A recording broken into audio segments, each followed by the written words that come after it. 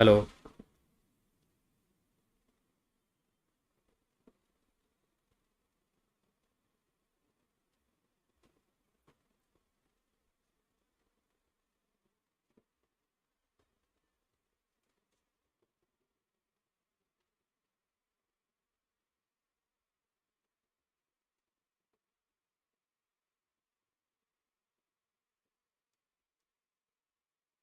Hello.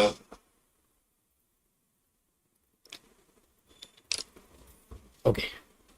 Hi, hello, good morning, sorry, good evening, and I am here for revision of entire TDS and TCS portion. पूरे TDS और TCS का अपने revision करने वाले हैं। 1.5 घंटे में पूरा रिवीजन अपने को करना है। So let's start. Just a second.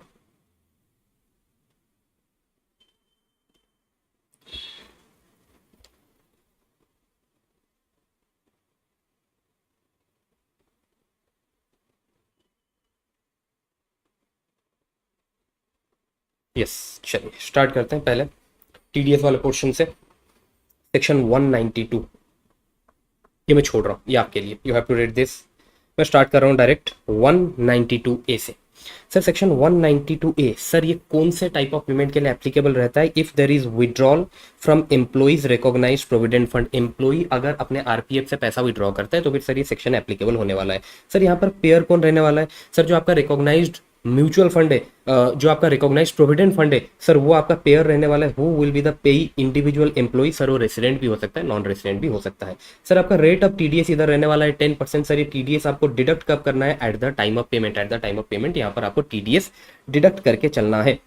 But sir TDS deduct नहीं होगा अगर जो विड्रॉल अमाउंट है ना that is less than 50,000 during the year. During the year जो आपको विड्रॉल अमाउंट है दैट इज लेस देन 50,000, और ये जो विड्रॉल है ना this is exempt from tax. In that case आपको टीडीएस डिडक्ट नहीं करना। और आरपीएफ से विड्रॉल कब एग्जेम्प्ट होता है, डिटेल डिस्कशन सैलरी चैप्टर में हो रखा है। Next section 193, interest on security. Security के ऊपर अगर कोई भी इंटरेस्ट का पेमेंट किया जा रहा है, TDS is required to be deducted under section 193। Sir payer कौन रहने वाला है? Any person. पेई कौन रहने वाला है? Any resident. Rate of TDS आपका रहने वाला है 10%, and time of deduction at the time of payment और crediting the account of the payee whichever is earlier. अब सर टीडीएस आपको डिडक्ट नहीं करना इन द फॉलोइंग सिचुएशन। अगर ये जो इंटरेस्ट का पेमेंट हो रहा है, if such interest payment is up to 10,000 during the previous year, in that case TDS deduct करने का जरूरत नहीं है। अगर इंटरेस्ट का पेमेंट किया जा रहा है एलआईसी, जीआईसी या फिर एनी अदर इंश्योरर को, टीडीएस डिडक्ट करने का जरूरत नहीं है। अगर इंटरेस्ट का पेमेंट किया जा रहा है on power finance corporation limited 54 EC bond, Indian railway finance corporation limited 54 EC bond, ये जो बॉन्ड्स है ये 54 ईसी में कवर होते हैं। 54 ईसी जो एग्जाम्पशन अपने पढ़े थे कैपिटल गेन में। तो अगर पावर फाइनेंस कॉर्पोरेशन लिमिटेड के 54 ईसी वाले बॉन्ड है, Indian railway finance corporation limited के 54 ईसी वाले बॉन्ड है, इनके ऊपर कोई भी इंटरेस्ट का पेमेंट किया जा रहा है, no need to deduct any TDS. आपका जो सिक्योरिटी है, अगर वो सेंट्रल गवर्नमेंट और स्टेट गवर्नमेंट सिक्योरिटी है और उस सिक्योरिटी के ऊपर कोई भी इंटरेस्ट का पेमेंट किया जा रहा है, there is no need to deduct any TDS. However कुछ ऐसे गवर्नमेंट सिक्योरिटीज हैं जिनके इंटरेस्ट के पेमेंट के ऊपर आपको टीडीएस डिडक्ट करना पड़ेगा। आईएमपी है, मेरे हिसाब से एग्जाम में आ सकता है कल, देखते हैं सर क्या है। Interest on 8% saving taxable bond 2003, 7.75% saving taxable bond 2018 and floating rate saving bond 2020। ये वो बॉन्ड्स है, ये वो गवर्नमेंट सिक्योरिटीज है, अगर इनके ऊपर इंटरेस्ट का पेमेंट किया जाता है, in such interest payment TDS is required to be deducted. Next interest on national development bond and interest on 7 year national saving certificate, इनके ऊपर भी अगर कोई इंटरेस्ट का पेमेंट होता है, TDS is not required to be deducted. Next 194, nature of payment, dividend including deemed dividend. अगर dividend और डीम्ड डिविडेंड का पेमेंट हो रहा है, TDS is required to be deducted under section 194। Sir payer कौन रहने वाला है? पेयर रहेगा सर आपका डोमेस्टिक कंपनी। सर पेई कौन रहने वाला है? Any resident will be your payee. Rate of TDS आपका रहने वाला है 10% and time of deduction at the time of payment.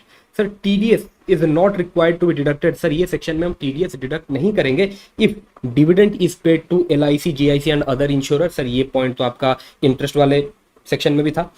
Dividend is paid to LIC, GIC and other insurer, no need to deduct any TDS. If payment of dividend is up to 10,000, और ये जो dividend का payment है, ये dividend का payment है कि individual को किया जा रहा है by any mode other than cash, in that case no need to deduct any TDS। Dividend is up to 10,000, ये 10,000 का पेमेंट किया जा रहा है एक इंडिविजुअल को और by any mode other than cash, cash छोड़ के एनी अदर मोड में ये 10,000 अप टू 10,000 डिविडेंड का पेमेंट किया जा रहा है, no need to deduct any TDS। Next section 194A।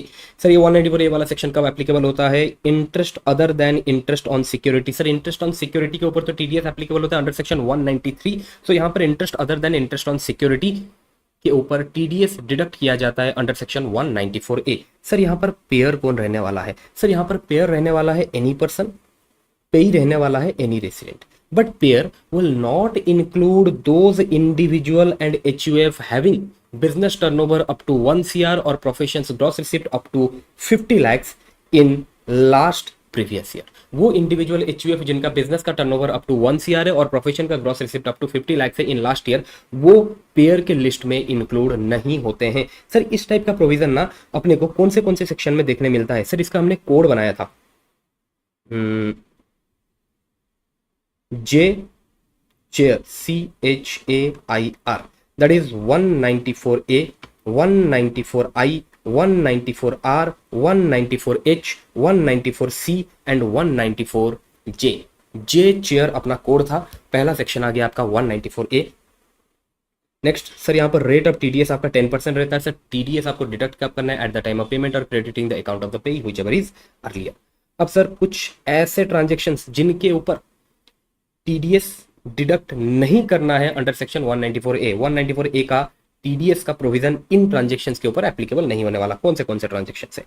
Interest by bank, cooperative bank, post office on time deposit. अब bank, cooperative bank, post office में FD करा रखे थे, अब उस FD के ऊपर bank, cooperative bank, post office as interest का पेमेंट कर रही है, उस इंटरेस्ट के ऊपर TDS डिडक्ट करने का जरूरत नहीं है if such interest amount is up to 50,000 during the previous year.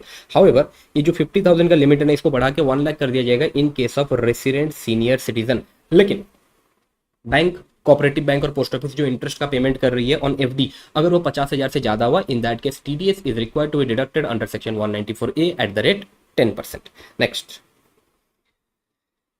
Interest by any other person, bank, cooperative bank, post office को छोड़ के अगर एनी अदर पर्सन इंटरेस्ट का पेमेंट कर रहे हैं, in that case TDS is required to be deducted. TDS is not required to be deducted if such interest amount is up to 10,000। Interest on saving bank account, no need to deduct any TDS। Interest paid by a firm to its partner, no need to deduct any TDS।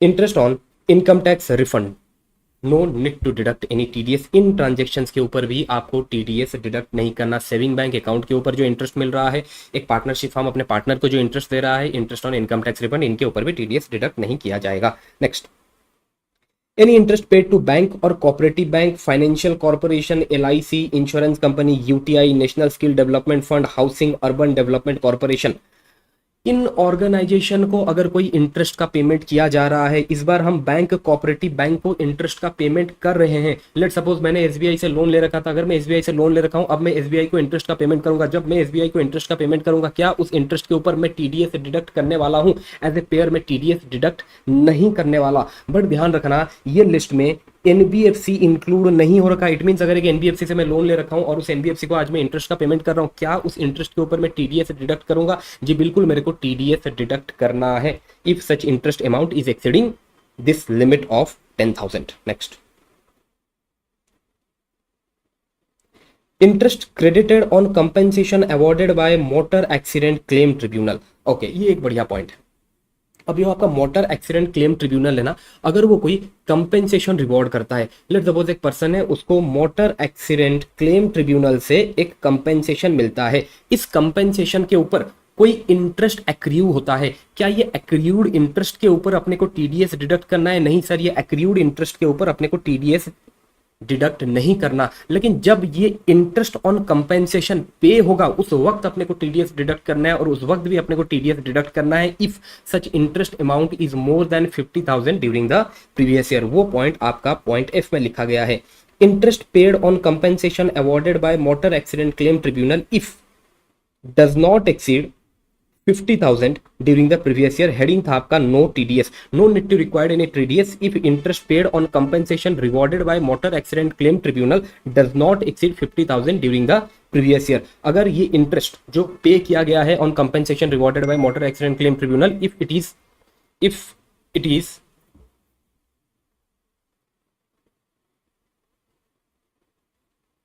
चलो देखते रहो। sorry, if it is, just a second, if it is up to 50,000, एक बार दोबारा मैं repeat कर देता हूँ, interest paid on compensation rewarded by motor accident claim tribunal, ये जो मोटर एक्सीडेंट क्लेम ट्रिब्यूनल है जो कंपेंसेशन हमें रिवॉर्ड कर रखा है, उसके ऊपर जो इंटरेस्ट पे किया जा रहा है, अगर वो अप टू 50,000 है, in that case no net to deduct any TDS, लेकिन अगर 50,000 से ज्यादा हुआ in that case TDS deduct किया जाएगा। ठीक है, नेक्स्ट। अच्छा, ये जो 3 पॉइंट है ना, ये जो 3 पॉइंट है ना, इसको हम वो नोट से पढ़ेंगे जो नोट अपने क्लास में लिखे थे। ठीक है, चलो एक बार उसको डिस्कस कर लेते हैं। ये देखो, सबसे पहले आता है आपका cooperative society other than cooperative bank, cooperative society other than cooperative bank. अगर ये इंटरेस्ट का पेमेंट करती है अदर कोऑपरेटिव सोसाइटीज को, नो टीडीएस। अगर ये इंटरेस्ट का पेमेंट करती है अपने मेंबर्स को, नो टीडीएस। दोबारा रिपीट करता हूं, cooperative society other than cooperative bank. यहां पर हम कोऑपरेटिव बैंक का बात नहीं करें। कोऑपरेटिव सोसाइटी इंटरेस्ट का पेमेंट करती है अदर कोऑपरेटिव सोसाइटीज को, नो टीडीएस। इंटरेस्ट का पेमेंट करती है अपने मेंबर्स को, no TDS. Very good sir. Cooperative bank, cooperative bank का बात करते हैं। कोऑपरेटिव बैंक ऊपर कवर नहीं हुआ था, यहां पर कवर हो रहा है। कोऑपरेटिव बैंक इंटरेस्ट का पेमेंट करती है अदर कोऑपरेटिव सोसाइटीज को, नो टीडीएस। इंटरेस्ट का पेमेंट करती है अपने मेंबर्स को, टीडीएस डिडक्ट करना है, बट टीडीएस तभी डिडक्ट करना है if amount of interest exceeds 50,000 और exceeds 1 lakh in case of resident senior citizen, वो जो लिमिट हमने पढ़ा था पॉइंट ए में। Next, primary agriculture credit society, primary credit society, land development bank and land mortgage bank. अगर ये इंटरेस्ट का पेमेंट करते हैं अदर कोऑपरेटिव सोसाइटीज को, नो टीडीएस। इंटरेस्ट का पेमेंट करते हैं अपने मेंबर्स को, in that case also no TDS. Sir यहां पर नो टीडीएस था। सर कोऑपरेटिव बैंक के केस में payment of interest to other cooperative societies, no TDS. और अगर कोऑपरेटिव सोसाइटी है, इंटरेस्ट का पेमेंट कर रही है अदर कोऑपरेटिव सोसाइटीज को, इंटरेस्ट का पेमेंट कर रही है अपने मेंबर्स को, यहां पर भी सर नो टीडीएस है। ये जितने भी नो टीडीएस वाले केस है ना, इनको टीडीएस डिडक्ट करना पड़ जाएगा अगर जो पेयर है ना, जो पेयर है, अगर पेयर का turnover in last preceding previous year, जो आपका लास्ट प्रीवियस ईयर है, that is your previous year 24-25 में, अगर पेयर का जो टर्नओवर है that is more than 50 CR and interest paid is more than 50,000 और 1 lakh in case of resident senior citizen. दोबारा रिपीट करता हूं सर, जितने भी केसेस हम यहां पर देखें ना, जहां पर नो टीडीएस लिखा हुआ था, वहां पर पेयर को टीडीएस डिडक्ट करना पड़ जाएगा अगर पेयर का जो प्रीवियस ईयर 24-25 का टर्नओवर है that is more than 50 CR and interest paid is more than 50,000। But ये 50,000 का लिमिट जो है ये इंक्रीज होकर 1 लाख हो जाएगा इन case of resident senior citizen. If your पे is a resident senior citizen, in that case उनको टीडीएस डिडक्ट करना पड़ जाएगा। तीनों पॉइंट का समरी ये रहा। ओके, चलो आगे बढ़ते हैं। अब सर जो बैंक जो इंटरेस्ट हमें पे करती है ना हमारे एफडी के ऊपर, बैंक जो इंटरेस्ट हमें पे करती है हमारे एफडीज के ऊपर, बैंक इंटरेस्ट का कैलकुलेशन डेली बेसिस में करके चलती है। बैंक इंटरेस्ट का कैलकुलेशन डेली बेसिस में करके चलती है और उस इंटरेस्ट को क्रेडिट करती है एक प्रोविजन अकाउंट में। तो अगर सर बैंक डेली बेसिस में इंटरेस्ट का कैलकुलेशन कर रही है, क्या बैंक को टीडीएस डेली बेसिस में डिडक्ट करना पड़ेगा? नहीं सर। जब इंटरेस्ट का कैलकुलेशन डेली बेसिस में हो रहा है और वो इंटरेस्ट को क्रेडिट किया जा रहा है प्रोविजन अकाउंट में, टीडीएस डिडक्ट करने का जरूरत नहीं है। TDS is required to be deducted at the time of actual credit of interest to depositors account। जब डिपोजिटर के बैंक अकाउंट में वो इंटरेस्ट को एक्चुअल में क्रेडिट किया जाएगा उस वक्त TDS डिडक्ट करना है। प्रोविजन अकाउंट में जब इंटरेस्ट क्रेडिट किया जा रहा है तब TDS डिडक्ट करने का जरूरत नहीं है। और एक चीज आपको ध्यान रखना है, जो लिमिट है ना अपना 50,000 का और 1 लाख का, it should be check bank wise not branch wise, because you are the customer of bank not customer of branch. Section 194B and 194BB, sir ये दो सेक्शंस में किस टाइप के ट्रांजैक्शंस कवर होते हैं? Winning from lottery, crossword puzzle, card game, gambling and betting, सट्टेबाजी। Winning from resorts, तो basically यहाँ पर सट्टेबाजी वाले इनकम्स का बात किया जा रहा है। सर पेयर कौन होने वाला है? Any person. पेई कौन होने वाला है? Any person. Sir rate of TDS in both the sections, rate of TDS आपका 30% है and timing of deduction at the time of payment. No need to require any TDS under this section if the winning is up to 10,000 per transaction. ध्यान रखना, if winning is up to 10,000 per transaction अगर आपका जो winning है वो up to 10,000 है, in that case no need to deduct any TDS under this section. Next, sir जो winning है ना, अगर वो winning wholly in kind है, partly in cash है या फिर partly in kind है, और जो कैश वाला पार्ट है ना that is insufficient for deduction of TDS, in that case जो पेयर है ना वो पेई को बोलेगा भाई पेई एक काम कर, जितना भी तेरा टीडीएस अमाउंट बनता है ना उतने का तो एडवांस टैक्स डिपॉजिट कर ले, या फिर जितना भी तेरा टीडीएस अमाउंट बनता है उतना अमाउंट तू मुझे पे कर, उसके बाद ही मैं तेरा विनिंग तेरे को देने वाला हूं। यहां पर ये ऑप्शन बचता है पेयर के पास, वो पेई को बोलेगा भाई पेई जितना भी तेरा टीडीएस अमाउंट है उसका एडवांस टैक्स दे दे, या फिर जितना भी तेरा टीडीएस अमाउंट है वो टीडीएस अमाउंट तू मुझे दे, उसके बाद ही मैं तेरे को तेरा विनिंग तेरे को हैंड ओवर करने वाला हूं। So this are the way left with payer in this case for deduction of TDS. Next, फिर जो हॉर्स रेस वाला केस है ना, लेट सपोज मैं एक हॉर्स रेस देखने गया, ठीक है, पहले मैं एक घोड़े पे पैसा लगाया 4 लाख रुपया, पहले मैं एक घोड़े पे पैसा लगाया और मैं जीता 4 लाख रुपया, ठीक है। दोबारा रेस हुआ, मैं फिर एक घोड़े पे पैसा लगाया और इस बार मैं हार गया 2 लाख रुपया। थर्ड रेस मैं फिर पैसा लगाता हूं और मैं इस बार जीतता हूं 5 लाख रुपया। फोर्थ रेस में फिर पैसा लगाता हूं और इस बार मैं हारता हूं, ये मैंने जीता 5 लाख रुपया। फोर्थ रेस में मैंने पैसा लगाया और इस बार मैंने हारा 10 लाख रुपया। एक बार दोबारा रिपीट कर लेते हैं सर, फर्स्ट रेस 4 लाख रुपया जीता, सेकंड रेस 2 लाख रुपया हारा, थर्ड रेस 5 लाख रुपया जीता, फोर्थ रेस 10 लाख रुपया हारा। सर अगर मैं नेट में देखूं ना मेरे को लॉस हो रहा है सर, 12 लाख से 9 लाख काट देंगे तो सर मेरे को 3 लाख का लॉस हो रहा है सर, 3 लाख का मेरे को लॉस हो रहा है सर। तो अगर सर लॉस हो रहा है क्या इधर टीडीएस डिडक्ट नहीं करना? प्लीज ध्यान रखना, जब टीडीएस से डिडक्ट करने का बात होना आपको इन लॉस को पूरी तरह से इग्नोर करना है। प्लीज आप विन को देखिए, विन कितना हो रखा है सर, 4 लाख का विनिंग हो रखा है, इधर 5 लाख का विनिंग हो रखा है, टोटल सर 9 लाख का विनिंग हो रखा है। इस 9 लाख के ऊपर आपको 30% टीडीएस से डिडक्ट करना है। 9 लाख का 30% निकालेंगे सर 2,70,000 का आपको टीडीएस डिडक्ट करना है। लॉसेस को एडजस्ट नहीं करना। और वैसे भी जब हम बात करते हैं सट्टेबाजी वाले इनकम का, सट्टेबाजी वाले इनकम के साथ सट्टेबाजी वाला अगर आपका कोई लॉस हो रखा है वो एडजस्ट नहीं होता। सो लॉस को एडजस्ट आपको नहीं करना। बिफोर एडजस्टिंग द लॉस जो आपका विनिंग है उसके ऊपर 30% आपको टीडीएस डिडक्ट करके चलना है। 194 BA winning from online game. Online games अगर आपको कोई भी विनिंग होता है सर, यहाँ पर पेयर कौन है, एनी पर्सन, पे कौन है sir, any person, rate of TDS है 30%, timing of deduction at the time of payment. TDS is required to be deducted at the time of withdrawal during the year। जब भी आप withdrawal करते हो during the year, आपका online game, जिस भी app में आप ऑनलाइन गेम खेलते हो उसमें आपका एक अकाउंट रहता है, उस अकाउंट से जब भी आप पैसा विड्रॉ करते हो उस वक्त जो भी आपका नेट विनिंग रहता है, नेट विनिंग से 30% का TDS डिडक्ट किया जाता है। And as well as at the end of the financial year आपका जो भी नेट विनिंग है उसके ऊपर 30% TDS डिडक्ट किया जाएगा। सो यहाँ पर TDS डिडक्ट करने का 2 टाइम दे रखा है। एक तो सर विड्रॉल के टाइम डिडक्ट करना है at the time of withdrawal, और at the time of end of the financial year net winning के ऊपर आपको TDS डिडक्ट करना है at the rate 30%। Next, again जो आपका विनिंग है अगर वो होरली इन काइंड है, होरली इन काइंड है, partly in cash, partly in kind है, partly in cash and partly in kind है,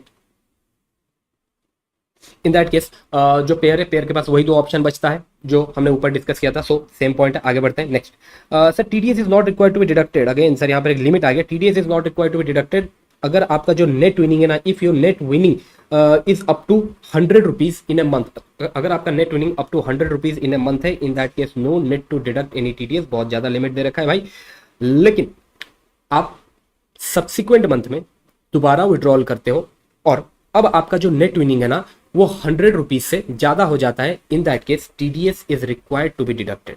चलो, अगर आप विड्रॉल करते ही नहीं हो, in that case at the end of the financial year you have to deduct the TDS। It means sir यहाँ पर ये जो 100 रुपीज का लिमिट दे रखा है, this is not a exemption from TDS।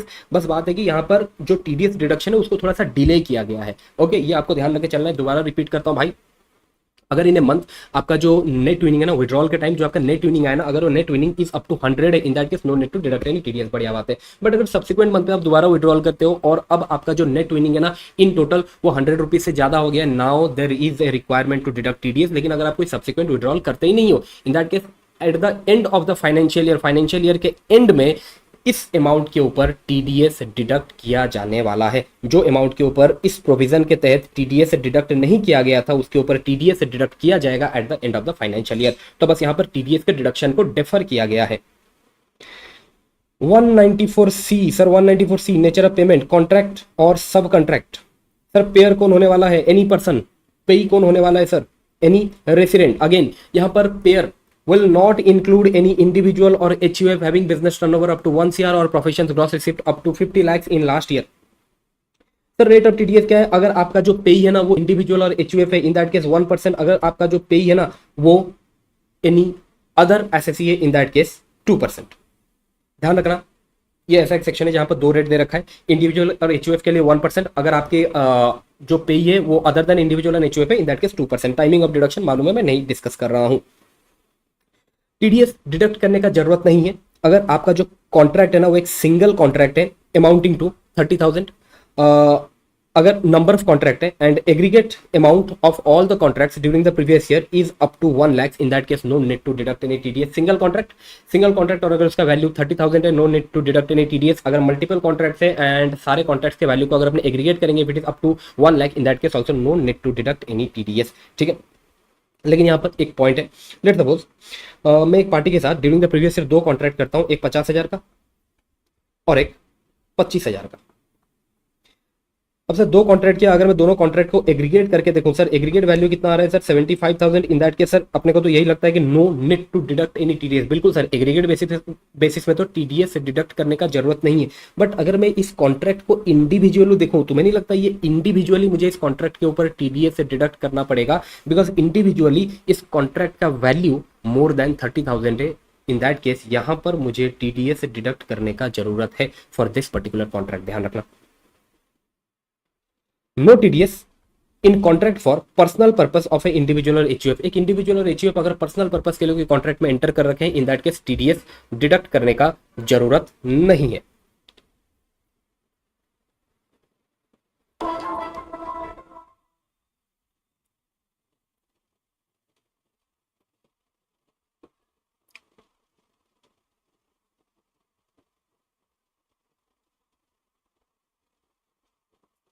Okay next sir, यहां पर दे रखा था कॉन्ट्रैक्ट और sub contract. Carrying out any work in pursuance to contract. तो फिर सर यहां पर ये वर्क का मतलब क्या है? Work also includes advertisement, broadcasting, telecasting, production of programmes, carriage of goods passenger by any mode other than railway. ये सब सर वर्क के डेफिनेशन में इंक्लूड होता है। कैरिंग ऑन एनी वर्क, उसको भी सर अपने कॉन्ट्रैक्ट ही मानते हैं। Work also includes catering. Work also includes manufacturing, supplying any product as per the specification of customers। Customer के स्पेसिफिकेशन के हिसाब से अगर आप कोई प्रोडक्ट मैन्युफैक्चर करते हो by using the material supplied or sale by such customer or its associate, sir work के डेफिनेशन में ये सब इंक्लूड होते हैं। 194C TDS is deducted on works contract, और जो वर्क है सर वर्क के डेफिनेशन में ये सब इंक्लूड होते हैं। Advertisement, broadcasting, telecasting, carriage of goods और passenger by any mode other than railway, catering, manufacturing of any product as per the specification of the customer, using the material supplied और sold by the customer और its associate. Sir associate means जो अपने relatives का definition पढ़ा था PGBP में for section 40A2, sir वहां पर जो रिलेटिव्स का डेफिनेशन था वही यहाँ पर कस्टमर के एसोसिएट्स बनने वाले हैं। कस्टमर्स के रिलेटिव्स यहाँ पर कस्टमर के एसोसिएट्स बनने वाले हैं। नेक्स्ट एक बार इस पॉइंट को रीड कर लेते हैं, पॉइंट नंबर 5 को रीड कर लेते हैं। इसको एक बार डायग्राम से समझते हैं। लेट सपोज मिस्टर ए यहाँ पर है मिस्टर बी। मिस्टर ए के पास गया और मिस्टर ए को बोला, mister A please provide me this particular goods by using material from mine associates. Mister B mister A के पास गया, मिस्टर ए को बोला कि भाई मिस्टर ए देख, मेरा एक एसोसिएट है, मेरा एक रिलेटेड पार्टी है, उससे तेरे को मटेरियल परचेज करना है और उस मटेरियल से तेरे को एक पर्टिकुलर गुड्स बना के, एक पर्टिकुलर गुड्स मैन्युफैक्चर करके मुझे देना है। ओके, अब मिस्टर ए क्या करता है, मटेरियल परचेज करता है, मटेरियल परचेज करके उस मटेरियल को यूज करके मिस्टर बी का जो रिक्वायरमेंट था, मिस्टर बी का रिक्वायरमेंट के हिसाब से वो गुड्स को डिजाइन करता है और वो गुड्स वो मिस्टर बी को दे देता है। ओके, उसके स्पेसिफिकेशन के हिसाब से जो गुड्स उसे चाहिए था वो गुड्स मिस्टर ए मैन्युफैक्चर करके मिस्टर बी को दे देता है। अब मिस्टर ए बिलिंग करने बैठता है। मिस्टर ए जब बिलिंग करता है ना, मिस्टर ए जब मिस्टर बी को बिलिंग करता है, बिलिंग कुछ ऐसा है,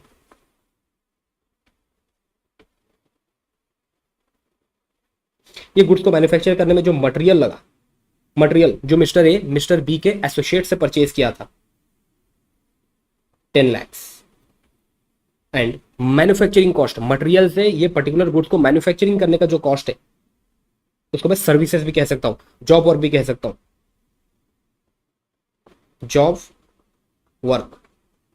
सर मैन्युफैक्चरिंग का जो कॉस्ट आया वो आया 5 लाख, टोटल बिल बना आपका 15 लाख रुपए का। अब बी जब मिस्टर ए को पेमेंट करेगा, क्या उसे पूरे इस 15 लाख के ऊपर टीडीएस डिडक्ट करना है? No, mister B will deduct TDS only on this job work amount. Material के ऊपर टीडीएस से डिडक्ट करने का जरूरत नहीं है, पूरे 15 लाख के ऊपर टीडीएस डिडक्ट नहीं होगा। सिर्फ ये जॉब वर्क वाला जो अमाउंट है, सर्विस प्रोवाइड करने के लिए जो अमाउंट मिस्टर ए ने मिस्टर बी से चार्ज किया है सर, उसके ऊपर ही टीडीएस डिडक्ट किया जाएगा। I hope it is clear. So देख लो एक बार,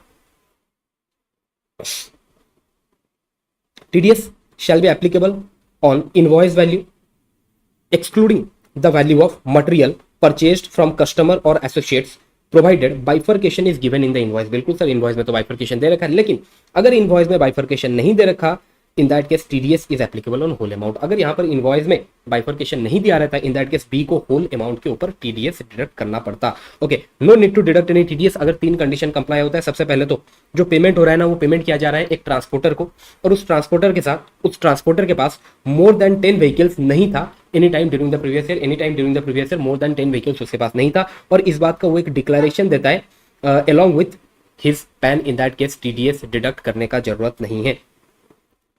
ध्यान रखना, ट्रांसपोर्ट, एक ट्रांसपोर्टर चाहे वो पैसेंजर ट्रांसपोर्ट वाला काम हो, गुड्स ट्रांसपोर्ट वाला काम हो, सर उसको अपने वर्क्स कॉन्ट्रैक्ट मानते हैं, so TDS is applicable under section 194C। But TDS deduct करने का जरूरत नहीं है अगर 3 कंडीशंस कंप्लाई होता है। ट्रांसपोर्टर को आप पेमेंट कर रहे हो, मोर than 10 vehicles any time during the previous year उसके पास नहीं था, और इस बात का वो एक डिक्लेरेशन देता है along with the pan. In that case TDS deduct करने का जरूरत नहीं है।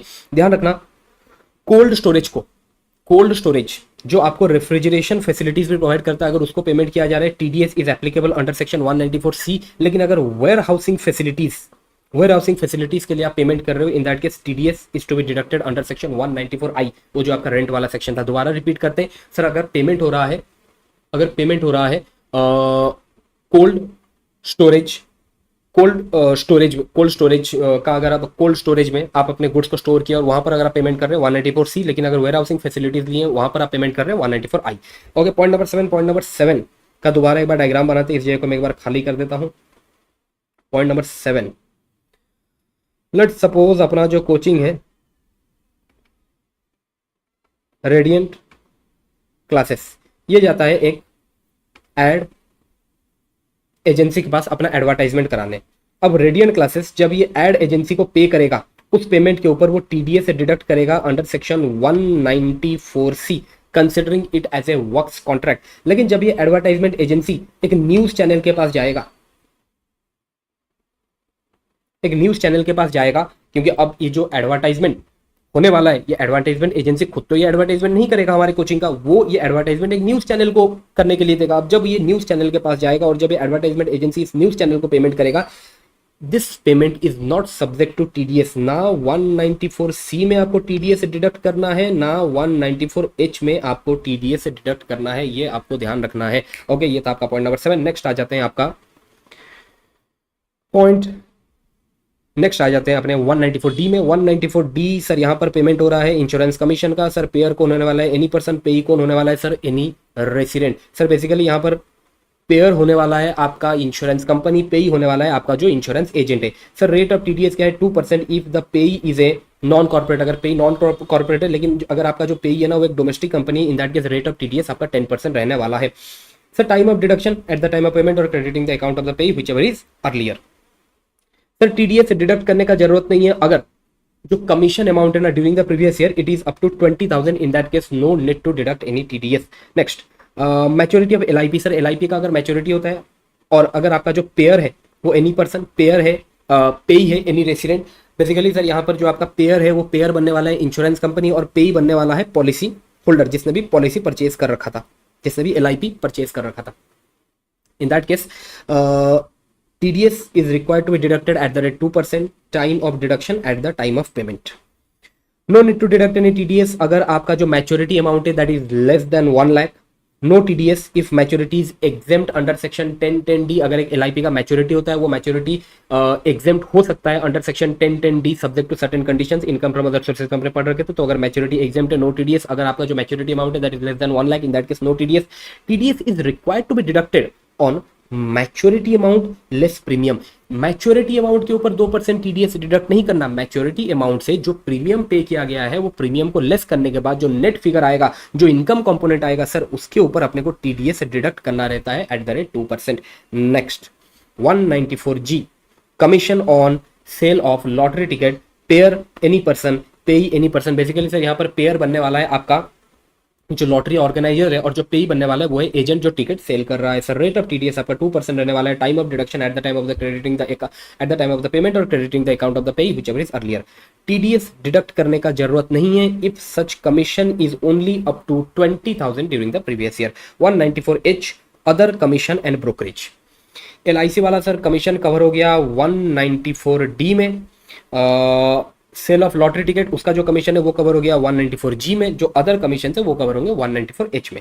सर यहाँ पर पेयर कौन होने वाला है? Any person but it will not include individual और HUF having business turnover up to 1 CR और gross receipt up to 50 lakhs in last year.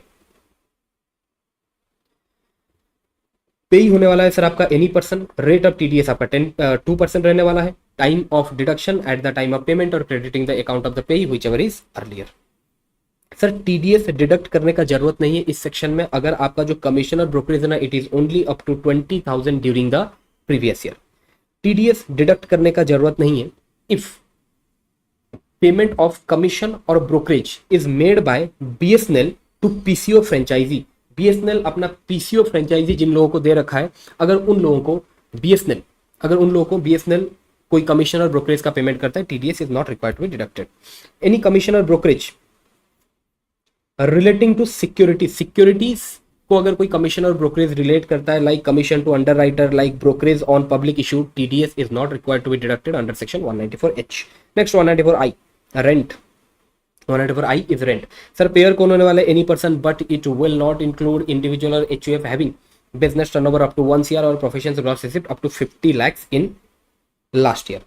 Payee sir any resident. Rate of TDS sir plants and machinery equipment के लिए 2%, land building furniture fixture के लिए 10%। ध्यान रखना plants machinery equipment 2%, land building furniture fixture के लिए 10%। Timing of deduction at the time of payment crediting the account of the payee whichever is earlier. No TDS if rent is up to 50,000 for a month और part of a month. Please इसको into 12 करके annual limit 6 lakh मत समझना। Monthly 50,000 का limit है, monthly 50,000 के हिसाब से ही इसको याद रखना। अगर आपका जो मंथली रेंट है that is up to 50,000 in that case TDS deduct करने का जरूरत नहीं है। TDS is not required to be deducted on refundable deposit. Refundable deposit के ऊपर TDS डिडक्ट नहीं करना बिकॉज इसको तो रिफंड कर ही दिया जाएगा। बट जो आपके नॉन रिफंडेबल डिपॉजिट है, अगर आप कोई प्रॉपर्टी रेंट पे ले रहे हो, आप कोई प्लांट्स एंड मशीनरी रेंट पे ले रहे हो और आप एक नॉन रिफंडेबल डिपॉजिट देते हो, such non refundable deposit shall be subject to TDS। उसके ऊपर आपको TDS डिडक्ट करना है। Arrear of rent advance rent, arrear of rent advance rent received during the current year shall be subject to TDS under section 194I। Arrear of rent अगर उसके ऊपर पहले TDS deduct नहीं किया गया था, जिस ईयर में आपको रिसीव होता है उस ईयर में आपको उसके ऊपर TDS डिडक्ट करना है। एडवांस रेंट अगेन उसके ऊपर भी आपको TDS डिडक्ट करके चलना है। Next,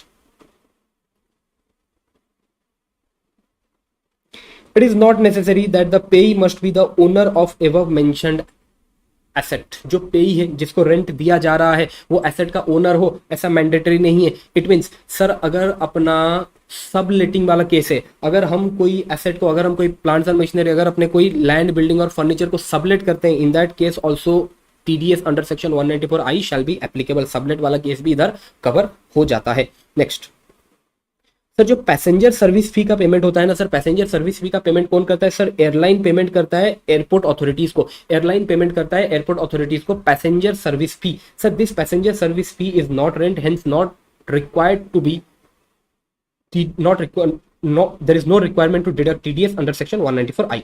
Next, lump sum premium और upfront lease charges. अगर कोई lump sum premium या फिर upfront lease charges हम पे करते हैं for acquiring long term lease right, in that case no need to deduct any TDS under section 194I. Next आ गया सर आपका 194IA, payment on transfer of immovable property. Immovable property हम transfer करते हैं और उसके चलते अगर कोई पेमेंट हो रहा है, but other than rural agricultural land, if that immovable property is a rural agricultural land, then no need to deduct any TDS under section 194IA. Sir payer कौन है? सर पेयर है आपका एनी पर्सन. पेई कौन है? Sir पेई है आपका any resident. Rate of TDS है 1% ऑफ कंसिडरेशन और एसटीबी व्हिचएवर इज हायर. ध्यान रखना भाई, कंसिडरेशन और एसटीबी व्हिचएवर इज हायर, उसके ऊपर आपको 1% टीडीएस डिडक्ट करना है. Timing of deduction at the time of payment और crediting the account of the payee whichever is earlier. No TDS if consideration and STB is less than 50 lakhs. both consideration और STB, both consideration and STB, दोनों consideration and STB अगर दोनों 50 लाख से कम है, in that case TDS से deduct करने का जरूरत नहीं है. अगर एक भी 50 लाख या फिर 50 लाख से ज्यादा है, in that case आपको TDS से डिडक्ट करना पड़ जाएगा. लेस देन 50 lakhs बोला है. ओके, अब ये जो कंसिडरेशन ऊपर लिखा था ना, consideration for transfer of immovable property shall also include the following: club membership fee, car parking fee, electricity water facility, maintenance fee, advance fee, any other charges of similar nature. So जब भी आप एक immovable property को purchase करते हो, basically जब भी आप एक फ्लैट परचेज करते हो, कोई भी बिल्डिंग में अगर आप एक बड़ा बिल्डिंग, उसमें अगर आप कोई भी फ्लैट परचेज करते हो, कोई सोसाइटी में आप फ्लैट परचेज करते हो, तो आपका जो कंसिडरेशन अमाउंट रहता है ना, कंसिडरेशन अमाउंट में ये सब भी इंक्लूडेड रहता है. Club membership fee, car parking fee, electricity water facility fee, maintenance fee etcetera. So इन सबको भी आपको कंसिडरेशन में ऐड करके चलना है while calculating TDS on this consideration. Next, अब सर ये जो पॉइंट नंबर 3 है ना, इसको एग्जाम्पल से समझते हैं. लेट्स सपोज इधर आपका बायर है मिस्टर ए, इधर आपका सेलर है X and Y. X and Y एक प्रॉपर्टी के जॉइंट ओनर थे. अब वो उस प्रॉपर्टी को सेल कर रहे हैं मिस्टर ए को.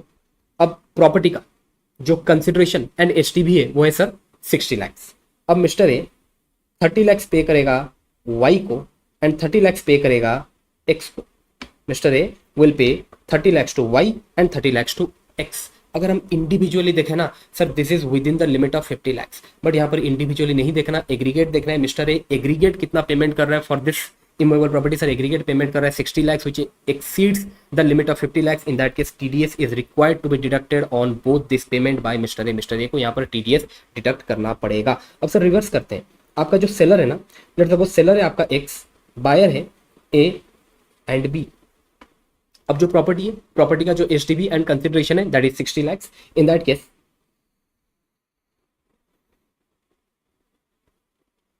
ए पे करेगा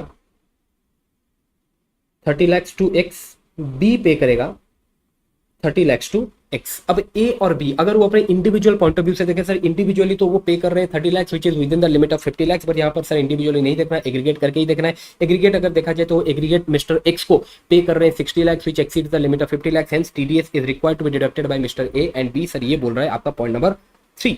नेक्स्ट आता है सर आपका 194IB, rent on immovable property, rent on land and building. Sir rent on land and building sir तो कवर हो गया ना 194I में. सर 194I में कवर जरूर हो गया, बट 194I में individual having business turnover up to 1 CR, individual और HUF having business turnover up to 1 CR और professions gross receipt up to 50 lakhs, वो 194I में कवर नहीं होते हैं in the list of payer, but वो cover होते हैं इन 194IB. देखो payer individual HUF not covered under section 194I. वो इंडिविजुअल एचयूएफ जिनका बिजनेस का टर्नओवर अप टू 1 CR है, जिनका प्रोफेशन का gross receipt up to 50 lakhs है, जो 194I में पेयर के लिस्ट में कवर नहीं हुए, उनको while paying rent on immovable property TDS से डिडक्ट करना है under section 194IB. Sir payee कौन होने वाला है? सर पेई होने वाला है any resident. Sir rate of TDS आपका 2% रहेगा. Timing of deduction at the time of payment और crediting the account of the payee. Sir TDS is not required to be deducted अगर आपका जो मंथली रेंट है ना दैट इज अप टू 50,000. अब बात ये है कि सर टीडीएस अपने को डिडक्ट कब करना है? TDS is required to be deducted at the time of payment और crediting the rent of last month.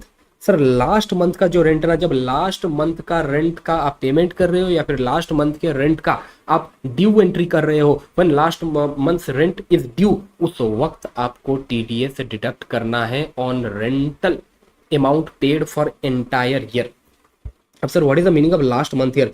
Sir यहाँ पर लास्ट मंथ का मतलब है लास्ट मंथ ऑफ टेनेंसी और last month of the year, last month of the year और last month of the tenancy. Let suppose मैं एक I am A individual, I am a salaried person, so मैं cover होने वाला हूँ under section 194 IB, और मैं monthly rent पे करता हूँ 1 लाख रुपीज, मंथली रेंट पे करता हूँ 1 लाख रुपीज। सर ये जो मंथली रेंट में 1 लाख रुपीज पे कर रहा हूँ, सर साल भर में मैं कितना रेंट पे कर रहा हूँ? सर मैं 12 लाख रुपया रेंट पे कर रहा हूँ। सर ये 12 लाख रुपए के ऊपर मेरे को 2% टीडीएस डिडक्ट करना है, दैट इज योर 24,000। सर ये 24,000 का टीडीएस मेरे को डिडक्ट कब करना है? सर ये 24,000 का टीडीएस मेरे को डिडक्ट करना है from the rent of month of March 2026, previous year 25-26 में मार्च 2026 का जो रेंट है 1 lakh rupees, out of this 1 lakh rupees मेरे को 24,000 का टीडीएस डिडक्ट करना है। साल भर का जो भी मेरा रेंटल पेमेंट है उसके ऊपर मेरे को टीडीएस डिडक्ट करना है from the rental payment of last month. जब ये लास्ट मंथ का रेंट क्रेडिट हो गया या फिर जब ये लास्ट मंथ का रेंट का पेमेंट हो गया, व्हिच एवर इज अर्लियर, उस वक्त मेरे को टीडीएस डिडक्ट करना है। लेकिन सर क्या हो अगर साल खत्म होने से पहले, बेसिकली मार्च 2026 आने से पहले, उससे पहले ही अगर मैं घर खाली कर देता हूँ, लेट सपोज जनवरी 2026 को मैं घर खाली कर देता हूँ, in that case from April 2025 to Jan 2026 आपका जो भी रेंटल पेमेंट है उसके ऊपर आपको टीडीएस डिडक्ट करना है from the rental of Jan 2026। Okay next, payee fails to furnish his PAN. अगर आपका जो पेई है वो पेई अगर आपको पैन नंबर नहीं देता, इन दैट केस जो आपका रेट ऑफ टीडीएस है ना सर वो बढ़ के 20% हो जाएगा। और अगर आपका रेट ऑफ टीडीएस बढ़ के 20% हो गया है, इन दैट केस सर दिक्कत ये होने वाला है जो आपका टीडीएस अमाउंट है ना वो लास्ट मंथ के रेंट को एक्सीड कर जाएगा। अब देखो ना यहां पर अगर मैं रेट ऑफ टीडीएस को 20% कर दूं, रेट ऑफ टीडीएस को अगर मैं 20% कर दूं, सर यहां पर मेरा टीडीएस अमाउंट आ रहा है 2,40,000, 2,40,000। अब लास्ट मंथ का सर मेरा रेंट कितना है 1 लाख रुपीज और मेरा टीडीएस अमाउंट है 2,40,000। अब सर मैं टीडीएस कैसे डिडक्ट करूं? Your TDS amount can not exceed last month's rent in this situation, so in that case your TDS amount will B 1 lakh. TDS amount last month के rent को exceed नहीं कर सकता। नेक्स्ट 194J, सर 194J में किस type का payment cover है? Fee for professional services, fee for technical services, remuneration to director, royalty, non compete fee. Sir यहाँ पर पेयर कौन होने वाला है? Any person other than individual HUF having business turnover up to 1 CR, professions gross receipt up to 50 lakhs। पेई कौन होने वाला है sir? Any resident, rate of TDS आपका 10% है, timing of deduction at the time of payment, crediting the account of the payee whichever is earlier. Sir कुछ ऐसे cases है जहां पर आपका टीडीएस का रेट 2% रहने वाला है 10% की जगह। Sir payment to any call centre, आप कोई कॉल सेंटर को पेमेंट कर रहे हो, आप पेमेंट कर रहे हो फी फॉर टेक्निकल सर्विसेज का पेमेंट कर रहे हो, in that case rate of TDS आपका 2% रहने वाला है। Payment of royalty for sale, distribution, exhibition of cinematography film, royalty paid for sale, distribution and exhibition of cinematography film, ये तीनों पेमेंट्स के ऊपर रेट ऑफ टीडीएस 2% रहने वाला है। Payment to call centre, fee for technical services, payment of royalty for sale, distribution and exhibition of cinematography film, rate of TDS 2%। In other cases rate of TDS आपका 10% रहने वाला है। No TDS if amount of payment is 50,000 per annum. अगर amount of payment 50,000 है, in that case no need to deduct any TDS. ध्यान रखना ये जो 50,000 पर एनम का लिमिट है, this is applicable separately for each nature of payment. It means A separate limit of 50,000 is available for professional services, separate limit of 50,000 is available for technical services, separate limit of 50,000 is available for royalty and separate limit of 50,000 is available for non compete fee। ध्यान रखना जहां तक बात है remuneration to director, sir इसका कोई limit ही नहीं रहता। इवन आप रेम्युनरेशन पे करो अपने डायरेक्टर को 1 रुपए का, सर उसके ऊपर भी आपको टीडीएस डिडक्ट करना पड़ेगा अंडर 194J। ध्यान रखना रेम्युनरेशन टू डायरेक्टर का कोई लिमिट नहीं रहता। No TDS on fee for professional services by individual or HUF is exclusively for personal purpose. अगर एक इंडिविजुअल और एचयूएफ कोई प्रोफेशनल सर्विसेज लेता है और उसके बदले में वो फी पे करता है और ये प्रोफेशनल सर्विसेज वो पर्सनल पर्पस के लिए ले रहा है, in that case no need to require any, no need to deduct any TDS. Individual और HUF having business turnover more than 1 CR और professions gross receipt more than 50 lakhs, is required to deduct TDS, but required to deduct TDS only on fee for professional services and fee for technical services. It means such individuals having turnover more than 1 CR and professions gross receipt more than 50 lakhs is not required to deduct TDS on royalty and non compete fee. और जहां तक बात है remuneration to director, ये तो उनको वैसे भी एप्लीकेबल नहीं होता इंडिविजुअल HUF वाले केस में. नेक्स्ट, अगर हम कोई भी पेमेंट करते हैं स्पोर्ट्स पर्सन को, स्पोर्ट्स कॉलमनिस्ट को, umpire, commentator, referee, physiotherapist, team physician, anchor, event manager shall be subject to TDS under section 194J. इन लोगों को अगर कोई भी पेमेंट होता है टीडीएस से डिडक्ट किया जाने वाला है 194J में. नेक्स्ट सर, इसको एक बार एग्जांपल से समझते हैं. कंपनी है सर आपका ए लिमिटेड, इधर है कंपनी आपका बी लिमिटेड.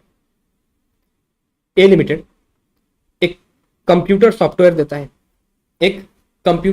देता है बी लिमिटेड को, और बी लिमिटेड पेमेंट करता है ए लिमिटेड को. बी लिमिटेड जब पेमेंट किया ए लिमिटेड को, सर यहां पर बी लिमिटेड ए लिमिटेड को जो पे कर रहा है for this computer software, sir ये तो रॉयल्टी पे कर रहा है. अब इस रॉयल्टी के ऊपर बी लिमिटेड ने टीडीएस डिडक्ट किया है अंडर सेक्शन 194J. पेमेंट हो रहा है payment of royalty, payment of royalty, and such payment of royalty is subject to TDS under section 194J. Sir कोई दिक्कत वाला बात नहीं, ठीक है सर ये हो गया. अब होता क्या है, बी लिमिटेड ये कंप्यूटर सॉफ्टवेयर सेल करता है सी लिमिटेड को. Okay, without any modification B limited ये कंप्यूटर सॉफ्टवेयर सेल करता है सी लिमिटेड को. अब सी लिमिटेड पेमेंट करता है रॉयल्टी का बी लिमिटेड को. अब सी लिमिटेड का कहना है कि मैं इस रॉयल्टी पेमेंट के ऊपर टीडीएस से डिडक्ट करना चाहता हूं 194J में. क्या सी लिमिटेड सही कह रहा है? नहीं सर, सी लिमिटेड को इस ट्रांजैक्शन के ऊपर, इस रॉयल्टी पेमेंट के ऊपर टीडीएस से डिडक्ट करने का जरूरत नहीं है. बट कुछ कंडीशन से sir C limited TDS deduct नहीं करेगा अगर बी लिमिटेड सी लिमिटेड को एक डिक्लेरेशन देगा that B limited earlier transaction में ऑलरेडी टीडीएस से डिडक्ट कर रखा है. और अगर ये डिक्लेरेशन एक बार सी लिमिटेड को मिल जाता है, C limited is not required to deduct TDS under section 194J for this transaction. ठीक है, देख लो एक बार. Consideration paid for acquisition of software is considered as royalty and subject to TDS under section 194J बराबर. However, no TDS is attracted in subsequent transfer if transfer is made without any modification and TDS has already been deducted under section 194J in earlier transfer and the transferor submit declaration along with PAN for the same. अगर यहाँ पर B limited एक declaration दे देता है C limited को that earlier transaction के ऊपर ऑलरेडी टीडीएस से डिडक्ट किया गया है with PAN, in that case C limited को टीडीएस से डिडक्ट करने का जरूरत नहीं है. अच्छा सर, ये जो टीपीएस रहते हैं, थर्ड पार्टी एडमिनिस्ट्रेटर रहते हैं, अगर वो इंश्योरेंस कंपनी के बिहाफ में हॉस्पिटल को पेमेंट करते हैं for settlement of medical insurance claim, such payment shall be liable to TDS under section 194J. नेक्स्ट 194K, income from mutual fund and UTI. Mutual fund and UTI से अगर कोई भी इनकम होता है,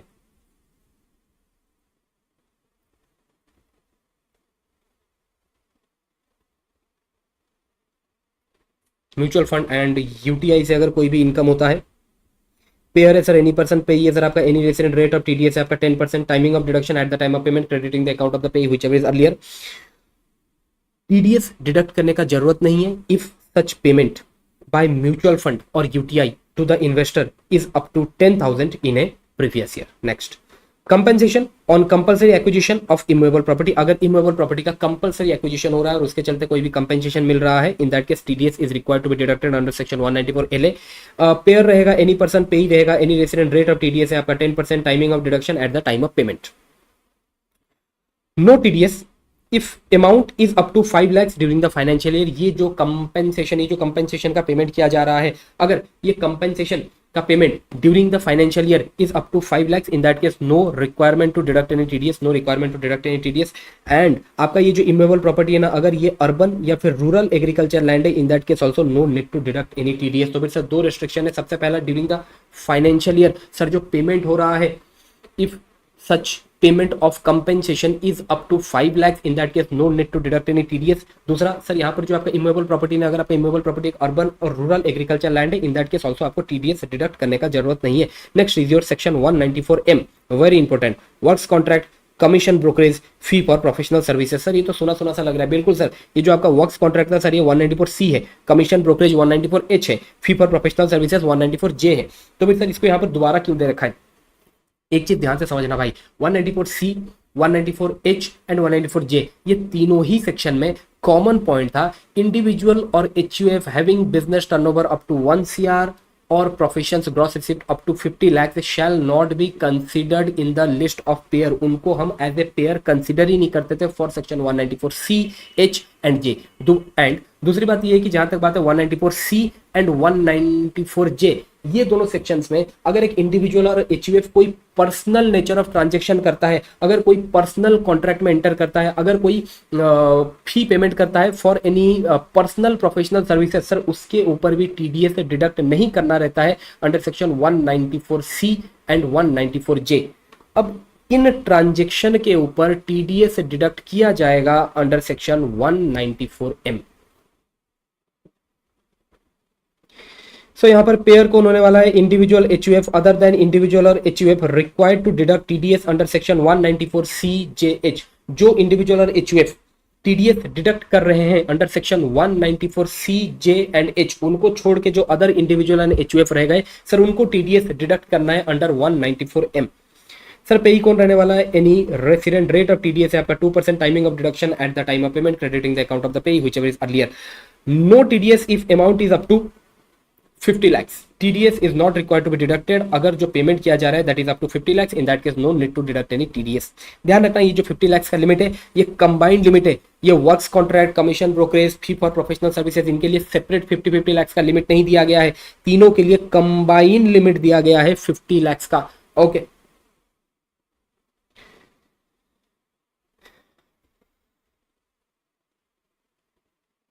एडमिन सर ये सेक्शन किसके ऊपर एप्लीकेबल होने वाला है? वो इंडिविजुअल HUF जिनका बिजनेस का टर्नओवर अप टू 1 CR है,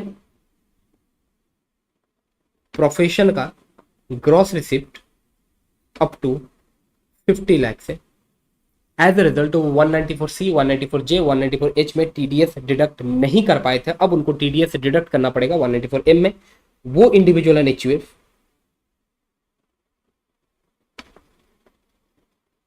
जो पर्सनल कॉन्ट्रैक्ट में एंटर किए हैं या फिर प्रोफेशनल फी का पेमेंट किए हैं for professional services taken for personal purpose. अब अगर वो कोई पर्सनल कॉन्ट्रैक्ट में एंटर किए हैं या फिर कोई पर्सनल रीजन के लिए प्रोफेशनल सर्विसेज ले रखे हैं, इन दैट केस वो इंडिविजुअल को भी TDS से डिडक्ट करना है अंडर सेक्शन 194M। और TDS उन्हें तभी डिडक्ट करना है if amount of payment exceeds 50 lakhs। और ये जो 50 lakhs का लिमिट है ये तीनों के लिए कंबाइंड लिमिट है, इंडिविजुअल लिमिट नहीं है, ध्यान रखना। नॉट लाइक 194J जहां पर इंडिविजुअल लिमिट था। Next 194N। सर ये इकलौता ऐसा सेक्शन है ना जहां पर इनकम के ऊपर TDS डिडक्ट नहीं किया जा रहा है। सर यहाँ पर अगर कैश विड्रॉल हो रहा है, cash withdrawal from bank, post office and cooperative bank, अगर यहाँ से आप कैश विड्रॉल कर रहे हो in that case TDS deduct किया जाएगा। सर TDS कौन डिडक्ट करेगा? Who is the pair? Sir यहाँ पर आपका पेयर है bank, post office, cooperative bank, जहां से आप पैसा विड्रॉ कर रहे हो। सर पेई कौन है? Any person, rate of TDS है 2%, timing of deduction at the time of payment, at the time of payment.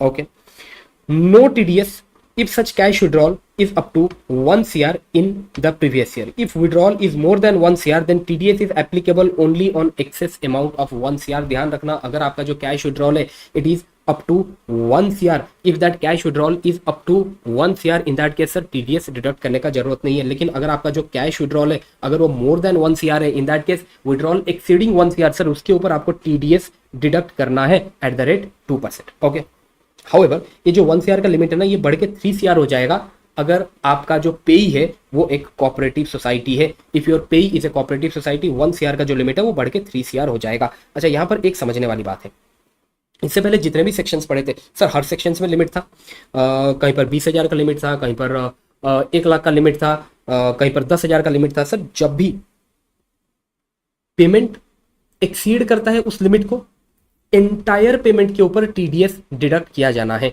Let's suppose एक छोटा सा एग्जांपल लेते हैं, मैं किसी को प्रोफेशनल फी का पेमेंट करता हूं, मैं किसी प्रोफेशनल सर्विसेज लेता हूं, मैं उसे प्रोफेशनल फी का पेमेंट कर रहा हूं, अगर वो प्रोफेशनल फी का अमाउंट है 60,000 तो मैं पूरे 60,000 के ऊपर टीडीएस डिडक्ट करने वाला हूं eight the rate 10%, that is 6,000।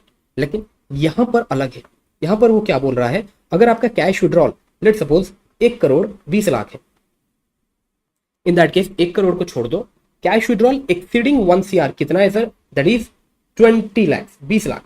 ये 20 लाख के ऊपर आपको टीडीएस डिडक्ट करना है एट द रेट 2%। तो ये अलग है, ठीक है। नेक्स्ट ये वाला जो पॉइंट ये भी बहुत इंपॉर्टेंट है, ध्यान रखना। जो आपका पेई है, जो कैश विड्रॉ कर रहा है, अगर वो अपना रिटर्न फाइल नहीं किया है for all this previous year, that is previous year 23, 24, 22, 23 and 21, 22, अगर आपका पेई जो कैश विड्रॉल कर रहा है वो अपना रिटर्न फाइल नहीं किया है for all this previous year 23, 24, 22, 23, 21, 22, in that case TDS shall be deducted as follows. अब सबसे पहले तो टीडीएस रेट भी बढ़ जाएगा और जो लिमिट है वो लिमिट थोड़ा सा डिक्रीज हो जाएगा। सबसे पहले तो 20 लाख तक no TDS, 2% TDS on cash withdrawal in excess of 20 lakhs but up to 1 CR। अब अगर आपका कैश विड्रॉल 1 CR से भी ज्यादा हो जाता है, in that case cash withdrawal in excess of 1 CR, उसके ऊपर आपको टीडीएस डिडक्ट करना है एट द रेट 5%। सब दोबारा रिवाइज करते हैं, जो अपना पेई है वो अपना रिटर्न फाइल नहीं किया है for previous year 23, 24, 22, 23, 21, 22, in that case sir जो टीडीएस डिडक्ट किया जा रहा है ना, TDS shall be deducted at the rate 2% on cash withdrawal exceeding 20 lakhs but up to 1 CR। And अगर आपका कैश विड्रॉल एक्सीड करता है 1 CR, in that case TDS is required to be deducted at the rate 5%।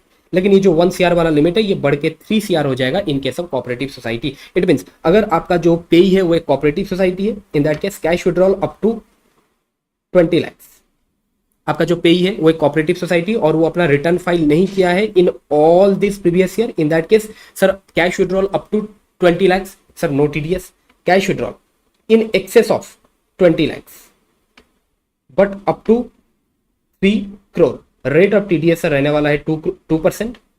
अगर आपका cash withdrawal exceed करता है 3 crores, in that case आपका rate of TDS रहने वाला है 5%। Next sir TDS is not required to be deducted if withdrawal is by government, bank, cooperative bank, post office and their business correspondents and ATM operators। अगर ये लोग cash withdrawal करते हैं TDS deduct करने का जरूरत नहीं है। Sir 194P TDS by bank in case of senior citizen. Sir यहाँ पर पेयर कौन रहने वाला है, स्पेसिफाइड बैंक। सर पेई कौन रहने वाला है, resident senior citizen having age 75 years और more during the previous year. अगर उसका एज 75 years और मोर है तभी वो इस सेक्शन में कवर होने वाला है। सर रेट ऑफ टीडीएस आपका स्लैब रेट रहने वाला है, timing of deduction at the time of payment, crediting the account of the payee whichever is earlier. Sir ये सेक्शन एप्लीकेबल तब होगा अगर ये ऊपर का जो अपना बुढ़ऊ है ना, ये ऊपर का जो अपना रेसिडेंट सीनियर सिटीजन है हैविंग एज 75 years और more any time during the previous year, अगर इसके सिर्फ 2 ही इनकम है, अगर इस बुढ़ऊ के 2 ही इनकम है तभी ये सेक्शन एप्लीकेबल होने वाला है। सर क्या है वो 2 इनकम, सर एक इनकम तो होगा पेंशन वाला इनकम, जो दूसरा इनकम है that is income in the nature of interest from any account maintained in the same specified bank in which he received pension। चलो अगर इस बुढ़ऊ के 2 ही इनकम है तभी ये सेक्शन उसको एप्लीकेबल होने वाला है, तभी इस सेक्शन में उसका टीडीएस डिडक्ट किया जाने वाला है। सर क्या है वो 2 इनकम, सर एक तो उसका पेंशन इनकम है, दूसरा जिस भी बैंक अकाउंट में उसका पेंशन इनकम आ रहा है उसी बैंक से उसे इंटरेस्ट इनकम मिल रहा है। अगर उसके सिर्फ ये 2 इनकम है, इन दैट केस ये सेक्शन उसके ऊपर एप्लीकेबल है। अच्छा, इस बात का उसे एक डिक्लेरेशन देना पड़ेगा उस बैंक को इन ए फॉर्म दैट इज 12 BBA में उसे डिक्लेरेशन देना पड़ेगा दैट मेरे सिर्फ 2 ही इनकम है, इसके अलावा और मेरा कोई भी इनकम नहीं है। एक बार बैंक को डिक्लेरेशन मिल गया, अब बैंक उस बुढ़ऊ का इनकम कंप्यूट करने वाला है, उस सीनियर सिटीजन का इनकम कंप्यूट करने वाला है। अब जब वो इनकम कंप्यूट करेगा तब उसे डिडक्शंस कंसिडर करना है ऑफ चैप्टर 6 से। चैप्टर 6 के जो डिडक्शन है 80C से लेके 80U तक वो डिडक्शंस उसे कंसिडर करना है। अगर जो अपना एसएससी हो वो ऑप्ट आउट कर रखा है from default tax regime, and उसके साथ ही साथ जो बैंक है, बैंक को 87A रिबेट के प्रोविजंस को भी कंसिडर करना है। सो बैंक को अब उस रेसिडेंट सीनियर सिटीजन का इनकम कंप्यूट करना है। बैंक जब उस रेसिडेंट सीनियर सिटीजन का इनकम कंप्यूट कर रहा है, चैप्टर 6 के डिडक्शंस को कंसिडर करेगा, 87A रिबेट को भी कंसिडर करेगा। कंसिडर करते हुए उसने इनकम कैलकुलेट किया, अब उस इनकम के ऊपर उसको टैक्स लाइबिलिटीज कैलकुलेट करना है। जो भी टैक्स लाइबिलिटीज आया उस टैक्स लाइबिलिटीज से TDS already deducted on pension amount उसको लेस कर दिया जाएगा। उसके बाद जो अमाउंट रह जाएगा that amount will be deducted as TDS by the bank. दोबारा रिपीट करते हैं, बैंक एक बार टोटल इनकम कैलकुलेट कर लिया, उस टोटल इनकम के ऊपर टैक्स लाइबिलिटी कैलकुलेट करेगा। सर टैक्स लाइबिलिटी से वो लेस करेगा TDS amount already deducted on pension, उसको लेस करने के बाद जो अमाउंट रह जाएगा that will be deducted as TDS by the bank. और एक बार इस रेसिडेंट सीनियर सिटीजन का टीडीएस डिडक्ट हो जाता है अंडर सेक्शन 194P, उसको अपना रिटर्न फाइल करने का भी जरूरत नहीं है। ये प्रोविजन और कोई सेक्शन में नहीं था, सिर्फ और सिर्फ ये सेक्शन में, ध्यान रखना, उसको अपना रिटर्न फाइल करने का भी जरूरत नहीं रहता है। नेक्स्ट आ जाता है सर आपका 194Q। सर यहाँ पर purchase of goods and services more than 50 lakhs in a previous year. अगर 50 लाख से ज्यादा का, सॉरी परचेज ऑफ गुड्स, मैंने गुड्स एंड सर्विसेज बोल दिया, परचेज ऑफ गुड्स, अगर गुड्स परचेज किया जा रहा है मोर देन 50 lakhs का during the previous year, in that case 194Q वाला सेक्शन आपका एप्लीकेबल होने वाला है। सर पेयर एनी पर्सन जिसका लास्ट ईयर का जो टर्नओवर है that is more than 10 CR payee any resident. Sir rate of TDS 0.1%, बहुत कम रेट है, 0.1% on sum in excess of 50 lakhs। What is the timing of deduction at the time of payment और crediting the account of the payee whichever is earlier. ध्यान रखना again यहाँ पर क्या बोल रहा है सर, आपको टीडीएस डिडक्ट करना है on amount in excess of 50 lakhs। Let suppose goods purchase किया गया है 55 lakhs का, गुड्स परचेज किया गया है 55 lakhs का, क्या मैं एंटायर 55 lakhs के ऊपर 0.1% का टीडीएस डिडक्ट कर लूं? नहीं सर, परचेज अमाउंट जो आपका अमाउंट है वो 50 लाख के लिमिट को कितने से एक्सीड कर रहा है? सर ये 50 लाख के लिमिट को एक्सीड कर रहा है बाय 5 लाख। सर ये 5 लाख के ऊपर आपको 0.1% के रेट से टीडीएस से डिडक्ट करना है, और 5 लाख का अगर मैं 0.1% निकालूं दैट इज 500 रुपया, 500 रुपया आपको टीडीएस डिडक्ट करके चलना है। So amount exceeding 50 lakhs, purchase of goods which is amounting to more than 50 lakhs। So जो पार्ट 50 लाख से ज्यादा है सिर्फ उसी के ऊपर ही आपको टीडीएस डिडक्ट करना है एट द रेट 0.1%। और टीडीएस तभी डिडक्ट किया जाएगा बाय द पेयर अगर पेयर का लास्ट ईयर का टर्नओवर मोर देन 10 CR है। ठीक है, तो वैसे दो कंडीशन अपने को ध्यान रखना पड़ेगा। जो गुड्स परचेज किया गया है ना वो गुड्स का वैल्यू मोर देन 50 lakhs होना चाहिए, और जो आपका पेयर है, पेयर का लास्ट ईयर का जो टर्नओवर है वो 10 CR से ज्यादा होना चाहिए।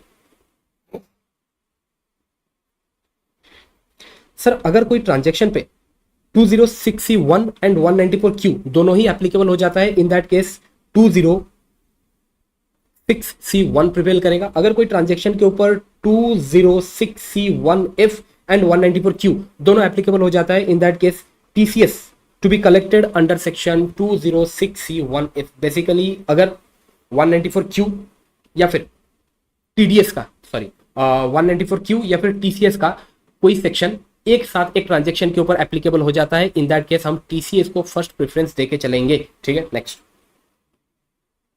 पैन ऑफ पे इज नॉट अवेलेबल। अगर पे अपना पैन नहीं देता है, इन दैट केस जो रेट ऑफ टीडीएस आपका 0.1% था वो बढ़ के 5% हो जाएगा। TDS under section 194Q is not applicable on IDT amount. Sir जो टीडीएस अपने डिडक्ट करने वाले हैं ना 194Q में, सर आईडीटी अमाउंट के ऊपर हम डिडक्ट नहीं करेंगे। सर आईडीटी अमाउंट के ऊपर वैसे भी टीडीएस डिडक्ट नहीं किया जाता, पर जब अपने टीसीएस कलेक्ट करते हैं तब आईडीटी अमाउंट को इंक्लूड करके टीसीएस कलेक्ट करते हैं। So IDT amount shall not be included while collecting TDS under section 194Q if it is separately indicated in the invoice, वो तो होगा ही। If advance payment is made, in that case TDS is applicable on entire advance amount।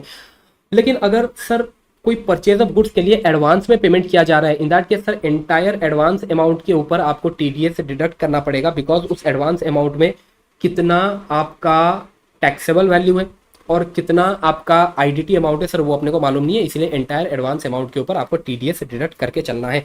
This section shall not be applicable in the year of incorporation. Year of incorporation में sir ये section applicable नहीं होगा, because in the year of incorporation previous year में in the year of incorporation जो आपका last year का turnover है ना वो जीरो रहेगा। तो अगर लास्ट ईयर का टर्नओवर आपका जीरो रहेगा,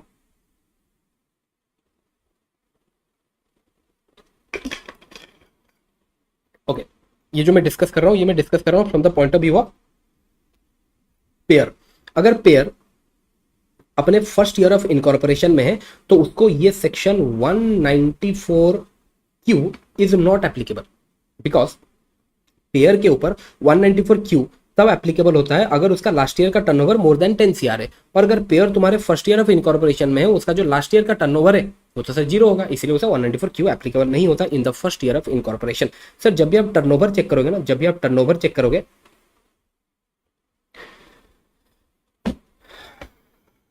जब भी आप बायर का दैट इज योर पेयर, जब भी आप पेयर का टर्नओवर चेक करोगे it should include the business turnover. सिर्फ और सिर्फ बिजनेस टर्नओवर को हम कंसिडर करने वाले हैं, नॉन बिजनेस टर्नओवर जो उसके अदर इनकम है उसको अपने कंसिडर नहीं करने वाले हैं।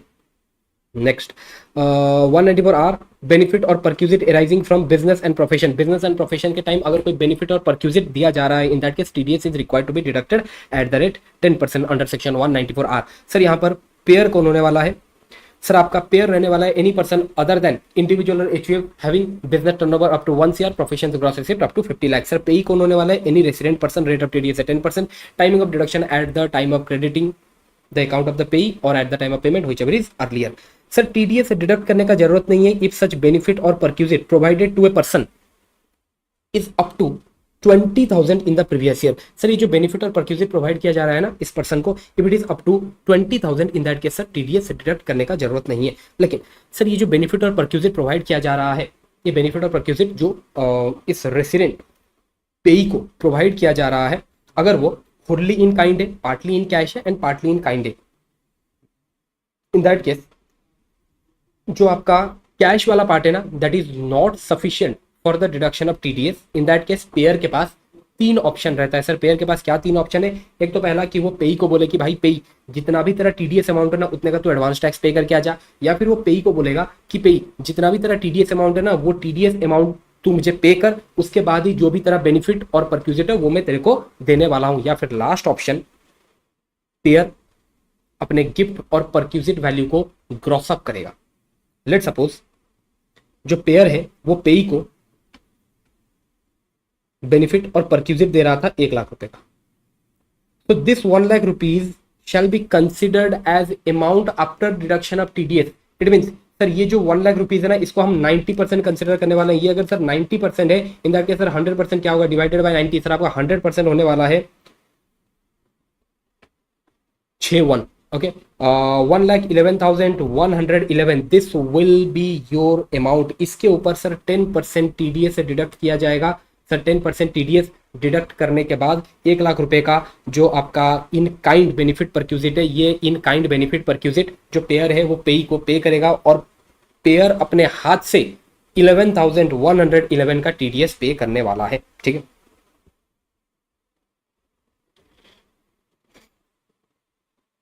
194T लास्ट वाला सेक्शन आ गया भाई। Any sum in the nature of salary, remuneration, commission, bonus और interest paid by a partnership firm to its partner, TDS is required to be deducted at the rate 10%. No need to deduct any TDS if such salary, remuneration, bonus, commission, interest paid by the partnership firm to the partner is up to 20,000 in a previous year. अब आ जाते हैं sir TCS के कुछ section है। TCS के कुछ sections पढ़ेंगे और इसको कंप्लीट करने वाले हैं अपने। देखो सर TCS में इधर आ जाएगा आपका कलेक्टर और इधर आ जाएगा आपका कलेक्टी। ठीक है सर जो आपका रेट ऑफ TCS है, सेल ऑफ गुड्स तेंदुलिप के ऊपर रेट ऑफ TDS है आपका, रेट ऑफ TCS है आपका 5%। Timber and other forest product rate है आपका 2%। Alcoholic liquor for human consumption rate of TCS is 1%। Scrap rate is 1%। Mineral being coal, lignite, iron और rate is 1%। Collector जो आपका TCS collect करने वाला है, बेसिकली ये है आपका सेलर और ये है आपका बायर। ठीक है, तो collector can be any person but it will not include any individual और HUF having business turnover up to 1 CR और profession gross receipt up to 50 lakh. अब जहां तक बात है बायर और कलेक्टी का, सर कलेक्टी आपका एनी पर्सन, बट अगर आपका जो कलेक्टी है वो ये बोलता है कि सर ये जो गुड्स है ना, ये गुड्स मैं परचेज कर रहा हूं for personal consumption, in that case sir TCS is not required to be collected. Next, collectee shall not include any PSU. Collectee shall not include state government, central government, embassy, high commission, legation, consulate, trade representative and club. ये सब आपके कलेक्टी या फिर buyer के list में include नहीं होने वाले। इट मीन्स अगर ये लोग, इट मीन्स सर अगर ये लोग ये सारे गुड्स को परचेज कर रहे हैं, no need to collect any TCS. Sir what is the timing of collection? At the time of receipt और debiting the account of the party whichever is earlier. और एक चीज ध्यान रखना, जो आपका बायर है, जो आपका कलेक्टी है, अगर बायर या फिर आपका जो कलेक्टी है वो इन गुड्स को परचेज कर रहा है ताकि वो इन गुड्स को यूज कर सके for further manufacturing of article और thing, in that case also no need to deduct any TDS. No need to collect any TCS.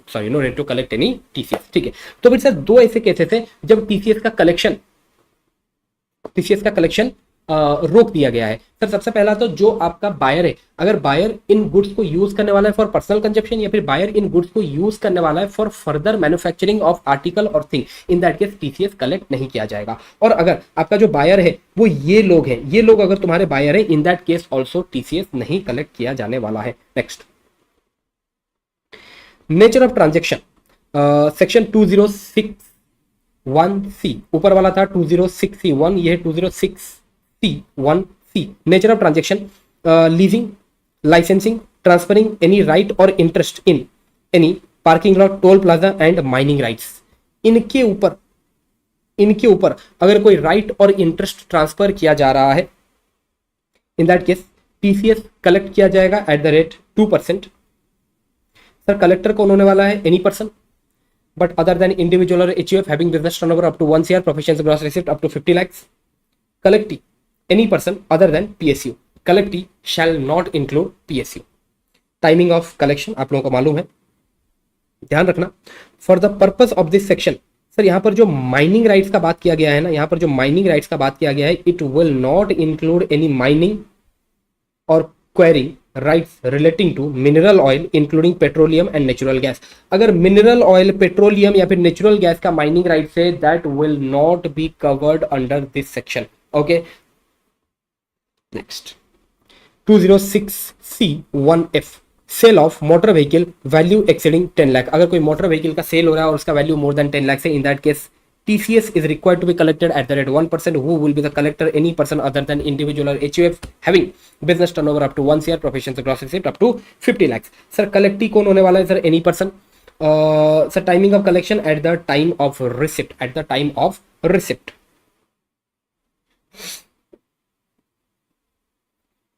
अब ध्यान रखना सर, ये जो 10 lakhs वाला लिमिट है ना, sale of motor vehicle of value exceeding 10 lakh. Sir ये जो 10 lakhs वाला लिमिट है ना, ये 10 lakhs वाला लिमिट इंडिविजुअल परचेज के ऊपर एप्लीकेबल है, एग्रीगेट परचेज के ऊपर नहीं। इट मींस मैं लेट सपोज मैं एक कार शोरूम से एक कार परचेज करता हूं 8 लाख रुपए का,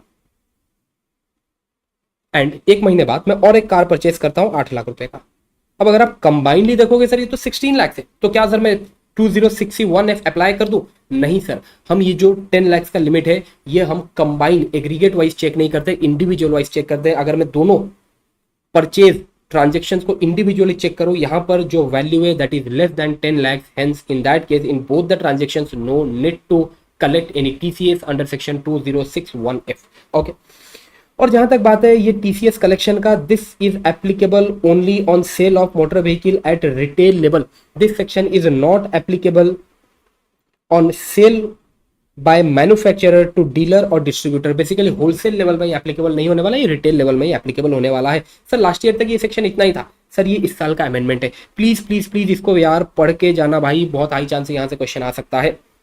अब पहले तो इस सेक्शन में सिर्फ और सिर्फ मोटर व्हीकल जिनका वैल्यू मोर देन 10 लाख है, सिर्फ वही इस सेक्शन में इंक्लूड होते थे फॉर कलेक्शन ऑफ टीसीएस। लेकिन अगर आप ये गुड्स को परचेज करते हो और अगर इनका जो वैल्यू है that is more than 10 lakh, in that case इनके ऊपर भी आपको टीसीएस कलेक्ट करके चलना है। सर क्या है ये गुड्स? अगर आप कोई रिस्ट वॉच परचेज करते हो मोर देन 10 लाख, अगर आप कोई art piece, antique, painting, sculpture purchase करते हो मोर देन 10 लाख, ध्यान रखना 10 लाख का जो लिमिट है वो इंडिविजुअल लिमिट है, इंडिविजुअल हर एक परचेज के ऊपर एप्लीकेबल होने वाला है।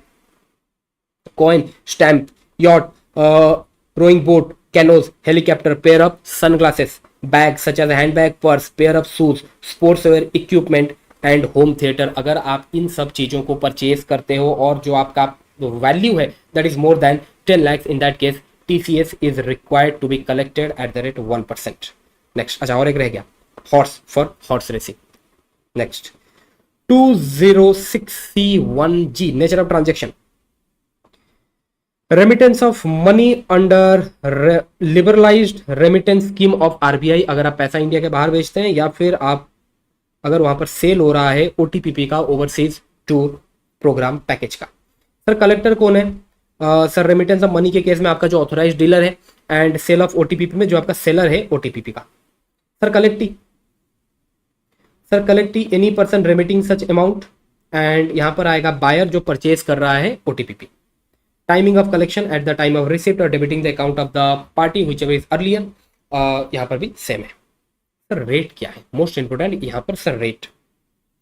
सर जहां तक बात है ना आपका सेल ऑफ ओटीपीपी, ओटीपीपी अगर सेल किया जा रहा है तो फिर जो आपका सेलर है वो टीसीएस कलेक्ट करेगा at the rate 5% if the amount is up to 10 lakhs, लेकिन अगर अमाउंट एक्सीड करता है 10 lakhs in that case your rate shall be 20%। It means up to 10 lakhs sir 5%, लेकिन अगर 10 लाख से ज्यादा हुआ तो 20%। लेट सपोज जो ये ओटीपीपी है, ओटीपीपी हमने परचेज किया और जो अपना ओटीपीपी का जो बिल बना, value of that OTPP let suppose it is 15 lakhs। In that case sir जो फर्स्ट 10 lakhs है सर इसका अपने को 5% निकालना है। सर 10 lakhs का 5% मैंने निकाल लिया, ये आ गया आपका 50,000। सर जो रिमेनिंग 5 lakhs है सर इसका अपने को 20% निकालना है।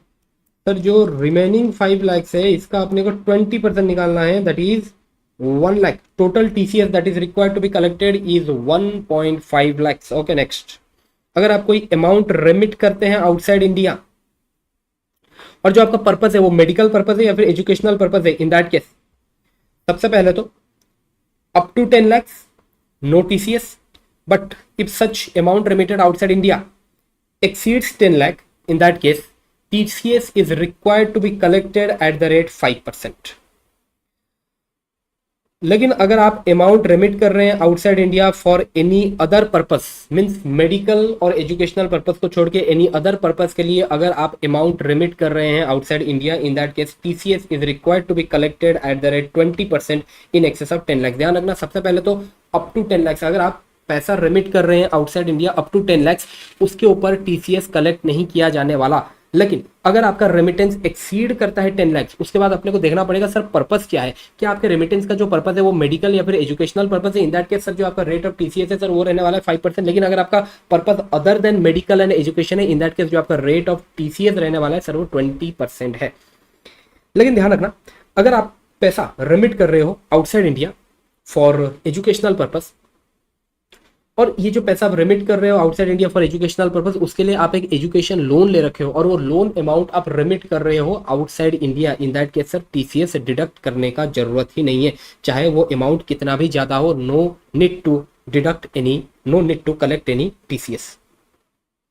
If amount remitted is out of loan obtained from a financial institution as defined under section 80E deductions वाला chapter for the purpose of pursuing any education, in that case no need to collect any TCS।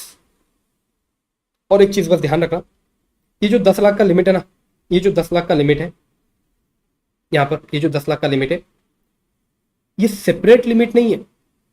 Medical education purpose के लिए एक separate 10 lakh का limit हो, other purpose के लिए एक separate 10 lakh का लिमिट हो, ऐसा नहीं है, ये कंबाइंड लिमिट है 10 लाख।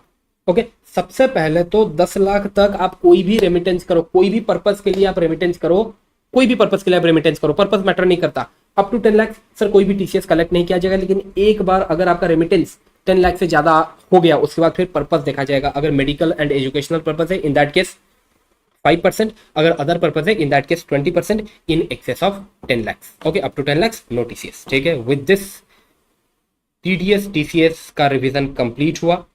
अब ये जो थ्योरेटिकल पॉइंट्स है ना, जो थ्योरेटिकल पॉइंट्स है वो टीडीएस के नीचे मैं ये सारे थ्योरेटिकल पॉइंट्स लिखवाया था, वो एक बार आप लोग खुद गो थ्रू कर लेना। अच्छा, और एक बात यहाँ पर देख लो भाई, ये वो सारे सेक्शंस का लिस्ट है जहां पर टीडीएस डिडक्ट किया जाता है at the time of payment. Sir general provision ये था कि TDS is required to be deducted at the time of payment और crediting the account of the payee whichever is earlier, but ये उन sections का लिस्ट है जहां पर टीडीएस डिडक्ट किया जाता है at the time of payment. Not that important, बस एक बार गो थ्रू कर लेना। अच्छा, और एक चीज सर, 3 ऐसे सेक्शन है, 192A वो आपका पीएफ विड्रॉल वाला, 194DA maturity of LIP, 194IA that is your sale of consideration received for sale of immovable property। Sir ये जो 3 सेक्शन है सर, यहाँ पर जो लिमिट है ना वो लेस देन वाली लिमिट है। सर हर जगह जो लिमिट रहता है वो अप टू वाला लिमिट रहता है ना, up to this much no TDS, up to this much no TDS, but ये तीनों सेक्शंस में आपका लेस देन वाला लिमिट है। अगर यहाँ पर जो विड्रॉल अमाउंट है that is less than 50,000, in that case no TDS is required to be deducted. यहाँ पर जो आपका मैच्योरिटी अमाउंट है एलआईपी का, अगर वो लेस देन 1 लाख है, in that case no requirement for deduction of TDS. And in case of 194IA अगर आपका एसटीबी एंड कंसिडरेशन दोनों भाई, एसटीबी एंड कंसिडरेशन दोनों लेस देन 50 लाख से, in that case no need to deduct any TDS. ठीक है, with this TDS TCS का revision complete हुआ। चलिए, thank you and all the best for the exam. ठीक है।